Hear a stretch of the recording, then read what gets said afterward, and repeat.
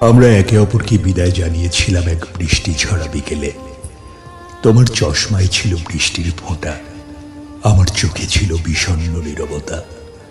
সেদিন মনে হয়েছিল শত আলোকবর্ষ পেরিয়ে গেলেও আর তোমার সাথে দেখা হবে না, তোমার কণ্ঠস্বর শোনা হবে না।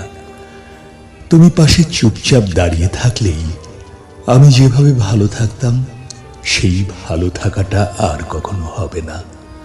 নিয়তি আমাদের দাঁড় করিয়ে দিয়েছিল এক জটিল সমীকরণের মুখোমুখি। নিজেকে সান্ত্বনা দিয়েছি, বলেছি হয়তো ভালোই হয়েছে, একসময় তোমায় ভুলে যাব।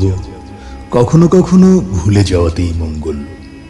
মন ভুলেছে, হৃদয় ধীরে ধীরে থেমে গেছে, অথচ আমি ভুলে গিয়েছিলাম তোমার বসবাস তো রুহের গভীরে, মায়ায় মোড়ানো শীতল এক ঘরে।